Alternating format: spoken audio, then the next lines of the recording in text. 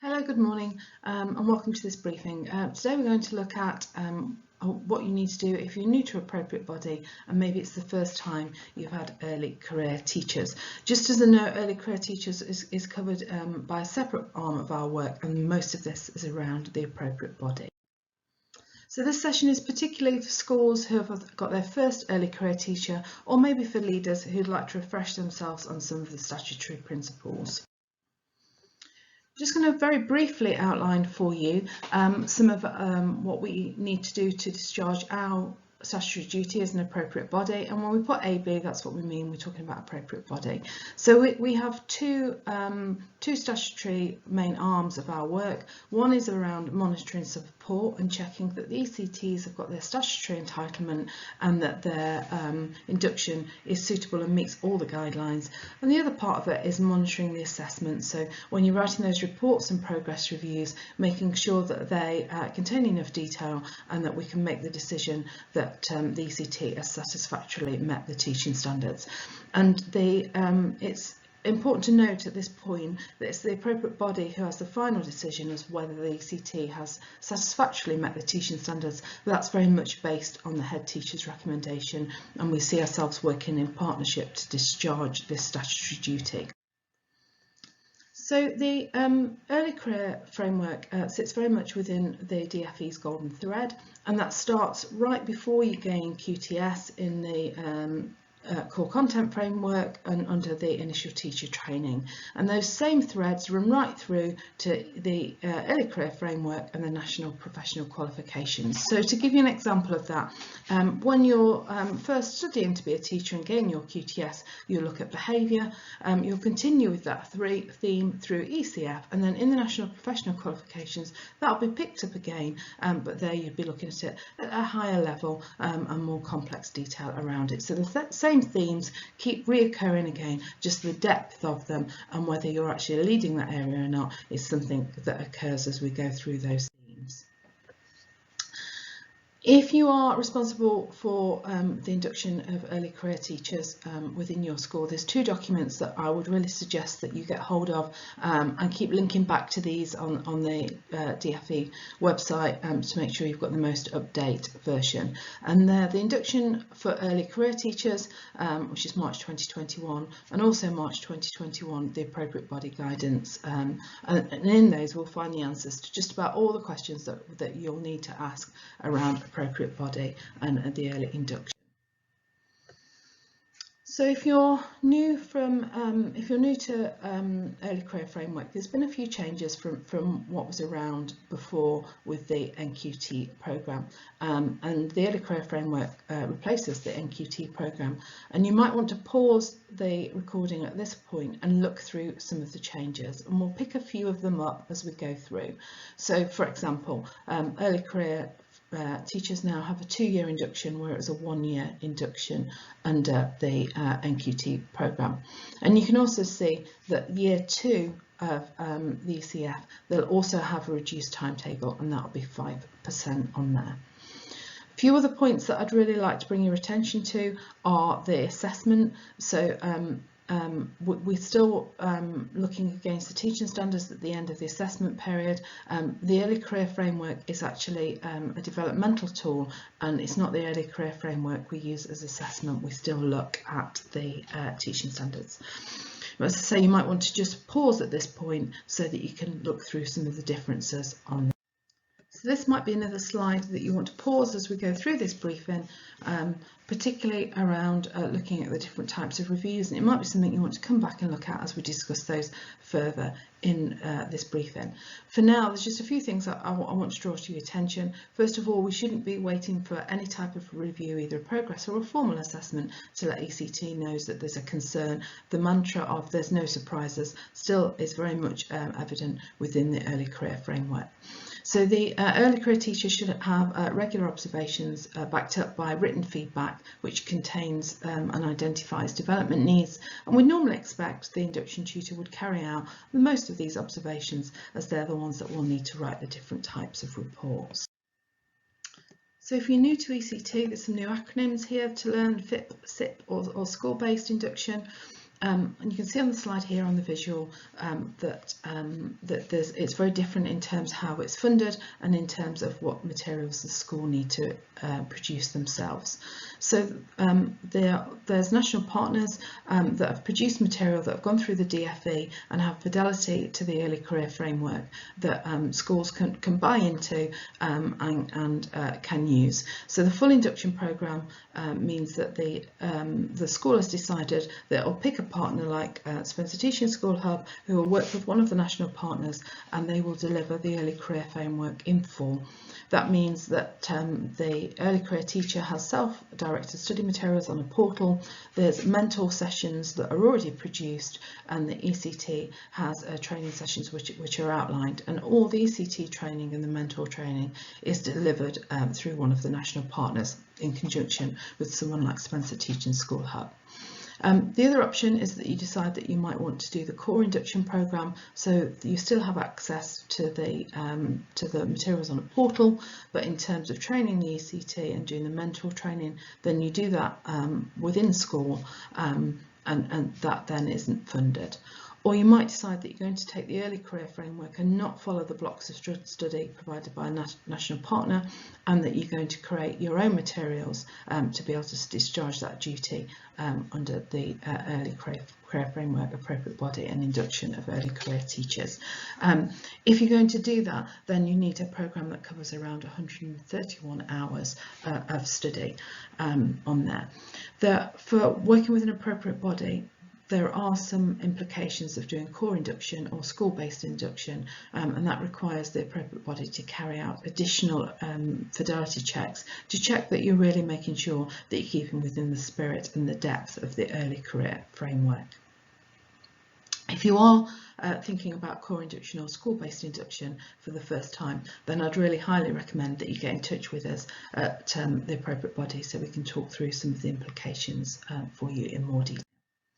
And again, this is another slide that you might want to pause. It's got very much similar information on the other slide, just in a different point on there. And you can see that the check sign that's on here, on these ones on here, the money sign on here, shows which is funded depending on whether you do the full induction, core induction or school-based induction. But there's a lot of information on there that you might want to pause and look at. So I hinted earlier on that assessment's a little bit different under the early career framework and the induction for the early career teachers. There are actually only 2 formal assessment points, and they're carried out at the end of term 3 and at the end of term 6. So the table below shows if someone starts in September, what would happen. Obviously, if they start at Christmas, their term 1 won't necessarily be in autumn 2, but this shows a typical line that ECT might follow through. So the 2 formal assessment points at the end of year 1, end of year 2, and they're a much fuller report. In between, when a formal assessment point doesn't take place, the induction tutor completes a progress review, and they're shorter reviews, and I'll go on to show you what they're like in a moment. You'll also find on our website briefing documents, briefings like this on formal assessments and progress reviews as well. If you've got an ECT who's struggling, through our appropriate body, we have a flow chart of support, and you'll find that on the ECT manager, and I'll show you that in a little bit more detail in a moment. We would really say if there's any concerns at all, then please just let us know at the earliest stage. It's really important that we know that, so we can provide support as well and make sure we're supporting both you and the ECT to make sure that's as successful as possible. And you can drop us an email, but one of the things we would urge you to start to move towards is use the alert function on ECT Manager, and you'll see that when you log in. Because there's a mantra of no surprises, it's really important that the ECT knows exactly where they're at and what they need to do to be successful. So we would really recommend that a support plan is put in place as soon as there's some indication that the ECT might be struggling, and you'll find examples of our support plan under the resources part on ECT Manager. So once you've completed your progress review or your report, as an appropriate body, it goes through quite a rigorous assessment process. We just wanted to highlight this for you so you know what's happened. We do read every single report and we do review them. So you'll submit the assessment on ECT Manager, and one of our team will review it, and they have three options then. They will either accept the assessment report, and they may in there say we've accepted it, but here's some even better ifs for next time. Please don't think that's rude. That's around us working together to make sure we've got that continuous improvement model in there, and it might say this evidence is really good, but it'd be even better if this happened next time. They might reject the assessment report and they'll give you details for that to say at this point we can't accept this, or more likely than accepting it is to ask for edits. And there's particular things that we might ask for. So it might be the ECT comments are quite brief, or we can't necessarily see where the evidence has come from. So so that we can be really rigorous in making sure that the assessments are fair and that we know that the ECT is at the right standard, we might come back to you and say we need a little bit more detail around this, please. So just again for transparency, and you can pause this slide to look at this in more detail, but it just shows you the cycle of what will happen once your assessment's submitted, right to us accepting that assessment and appeals procedure. And we have a full appeals procedure at the appropriate body, and again that can be located on our website. And just as we said before, we may reject or send back for edits, and the most common reasons that we're doing that is if we know we've already spoken to you and the ECT is receiving their full statutory entitlement and we're quite happy around that, but there's a hint of something within it that's not happening, then we'll certainly come back to you for clarification.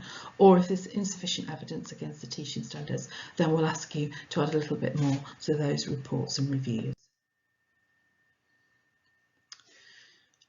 We've already touched on the fact that we'd really like timely information, please, if an ECT is struggling, and we've talked about the mantra of no surprises. We would also like to know if you've got leavers that you know will be leaving you at the end of a report. That helps us just generate the report, and they'll have a slightly different report, and we can talk that through with you. Also starters. It's important to note that the appropriate body under statute isn't allowed to backdate assessment. The start of the assessment period. So as soon as you know someone's starting within your institution, if you could let us know and get those registered on ECT Manager, then that's helped to make sure that we're all dealing with the induction in a timely manner. So I think most people are quite familiar with ECT Manager. If you're not, it's a nice system to use. If you Google ECT Manager and Spencer Teaching School Hub, it will take you to a page very similar to this on here. If you haven't been with us at all before, then you can register your school using the yellow button on this part here. Drop us an email as well to let us know that you're doing that, and then we can provide you some support as you're onboarding with us. Once you're in there, you'll find there's a resources and a help tab at the top. Within that there's video demonstrations, so if you want to know how to do a report, you can click in report writing and it'll take you through. Just so you know that there isn't sound on it, it's subtitled through on there, but they really show you click by click what to do on there. And of course, if you're still struggling, then contact us at the appropriate body and Spencer Teaching School Hub, and we'll help you out. But you will find those videos really helpful as a reminder. You'll also find under the resource all our documentation that we use on there, so you can zip in and look at that, and that includes example reports and progress reviews, and also that support plan template as well. So we've got some things that we have to make sure that we absolutely do as part of our statutory requirement, and one of those is making sure that we know how the ECTs are getting their statutory entitlements. So we do that in several ways. First of all, in the report we ask both yourself and the ECT to tick and comment on the statutory entitlement they're getting, but we also periodically send out a Google form and surveys around to make sure they're getting their statutory entitlement. And we also visit around 10% of our schools as part of this process, once we've done those this year, we found those have been really positive, and that again is about us working in partnership for this continual improvement. So we've already shown you some of the rigor that we put into our quality assurance process, particularly around reports. We make sure that all our assessors are trained, and we have a lead that takes a lead for the cohort that also reviews some of the reports as well. The cluster lead will report back on that.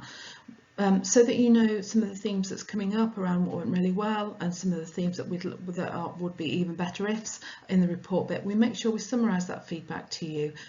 We report that as a whole, obviously without any school names in there, to say these are the things that are coming out really strong in our report, and these are the things that we just need to tighten up a little bit on. So watch out for our newsletters, because that will provide further information around that as well.